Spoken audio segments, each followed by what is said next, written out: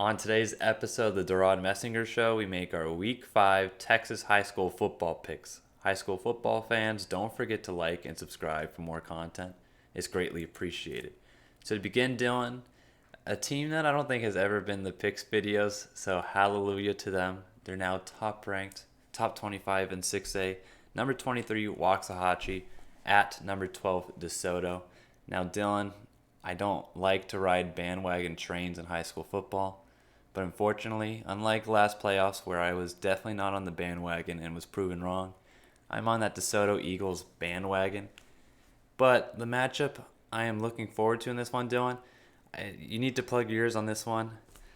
The Ohio State commit cornerback Calvin Simpson Hunt is going to be paired up against Jonte Cook. That's an exciting matchup for me to watch. Then you got Wisner at running back along with some other weapons for DeSoto. I don't want to bore you guys. I got DeSoto in this one. I don't know how close it'll be, but Dylan, what do you think? Devin, I know you're not one to jump on bandwagons, but you're probably going to need to be just to correct some of the picks you made from last week. Devin didn't want to talk about it, but he did go 4-4. I tried just Key skipping losses right there. past it. Yeah. Key losses there. Selena to Anna. Devin, I did pick Anna. I think it's That's why I'm Salina, wearing but okay, yeah. the lineup. Yeah, hey, No. it's And, fine. when you get picks right, it doesn't matter. That's true. I can create my own rules at this point. But Devin, I will be jumping on that bandwagon with you on DeSoto. They did have a 63 to nothing win over Dallas Skyline, Devin. Very modest win to start district play. Offense has been the name of the game for them. Waxahachie is coming off a 51 to 21 victory, Devin, over an 0-4 Cedar Hill team though. But they have only allowed an average points on defense of around 9 points per game. So the defense has been there, but this DeSoto offense is just another level. I don't see them stopping them. I got DeSoto at home, Devin. With our next one, we have a 5A D2 matchup between number 10 Port Neches-Groves at number 3 Fort Bend Marshall. Devin, other than the Crosby loss and a tough 14-7 win over Klein to start the season, Fort Bend is on track to hopefully avenge that tough postseason loss in the first round last year. They have a defense led by Zachary Chapman, Trent Thomas, and DB Michael Patterson. That's a very stout defense, if I do say so myself. But on the other side, Port Neches has jumped in the top 10 rankings wise with an impressive 27-6 win over the Badmen of West Orange Stark. Devon. They did win a few games a few weeks ago to make me a little upset because dropping a few to you. I believe you picked them I think like 2 weeks ago, but West Orange Stark has dropped two in a row, including Newton last week. So I'm gonna be going with Fort Bend Marshall, Devin, due to that defense. Okay, you highlighted the defense. I also have Marshall, but just a little note on the offense. They got some ballers, Dylan. Quarterback Jordan Davis, the senior quarterback, and a senior running back. And I love the name here, Dylan. Jadrian Wortham. What a name. All-star name. You know, you can't lose with that name. I also have Fort Bend Marshall. Not going to bore you guys here. Now, Dylan, interesting matchup when you do some research here.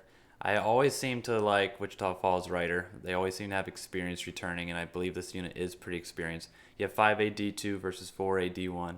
Number 5, Wichita Falls Rider. At, of course, number 1, Stephenville. Now, here's where the research comes in handy, Dylan. We can hype up Ryder Lambert all we want to, the quarterback for Stephenville. However, it seems like he might not be available to play yet again this weekend. So, Dylan, who are we throwing out there? That's a good question. But the quarterback is Ryan Gafford. Currently, yet again, this is like a Texas Longhorn situation, Dylan. I don't know who's starting anymore with all these injuries. But if Lambert's playing, one of the best quarterbacks in the state, and Gafford has been doing just as well in the time he's been filling in. I believe it's been the past 2 weekends. But also at running back, you got Tate Maruska, I believe is how you pronounce it, Dylan. That's a new name for me. Ask me how to pronounce it, but go. Yeah, I was gonna say I'm not. You're not the right guy for this. You're for No. picking games right, but not pronunciations.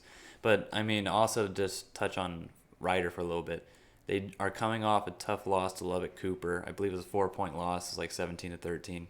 They're definitely gonna be an angry bunch, but they're at Stephenville. I mean, that'd be a huge upset, even though Falls Rider is a bigger classification. But I do have Stephenville in this one. Yeah, it's definitely a tough one, Devin. Before I did any research, I kind of just flipped a coin to maybe, it was late night, just kind of flipped the coin. I'm like, you know what? If this lands head, I'm going to pick Stephenville. If it's But tails, also again, Stephenville. yes, but Evan, but I did go to journalism school. I need to do my research. So when doing a deeper dive on both of these teams, Stephenville's defense does make me a little nervous. And with Ryan Lambert being injured and possibly, like you said, not playing, if Bo Edmondson and Lake Travis has taught me anything, Devin, Oh is to my. pick against the team in which there's some question marks going into it. So I will be going with Falls Rider. They are coming off that close loss, Devin. And there's questions on the defensive side, but they have been seemingly answered after the preseason. No opponents going over 30 points. So I'm going to be going with more healthy team, Devin, and looks like a stronger defense. All right, I guess we get to call this the Bo Edmondson effect. You know, I wasn't expecting that. Lightning round. I'm still in shock. But no, Falls Rider's a great team, Dylan. Top ranked matchups here. Only top ranked matchups. Don't ask otherwise. We got number 2 in 4AD1 China Spring at number 1 in the private school, a team that Dylan just loves. If he could adopt a school, this would be it. Dallas Parish Episcopal. I don't ask questions. China Spring's really good. It's hard to pick against them here. But Parish Episcopal, they beat Austin LBJ. They beat Alito. I know those two teams aren't as great as maybe they usually have been in the past couple of years. But they almost beat South Oak Cliff. Now, we can make South Oak Cliff jokes all we want, Dylan, about their start to the season. But yet again, they've been playing up in some tough teams. But I have Dallas Parish here. It's a tough one, Devin. I was definitely looking at every angle in which to pick China Springs over Dallas Parish Episcopal, given our history this year. But, well, actually, if I wanted to talk about things to highlight, they did have that 14-point choke job to South Oak Cliff, in which they let up. They gave up 14 points in the second half to allow South Oak Cliff back into the game, and then South Oak Cliff won on the last second field goal, Devin.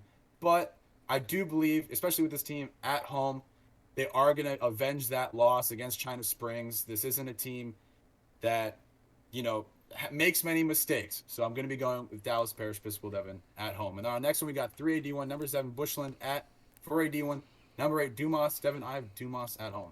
I have Dumas as well. The next game we have is a 1AD1 matchup. It's not Garden City versus Westboro.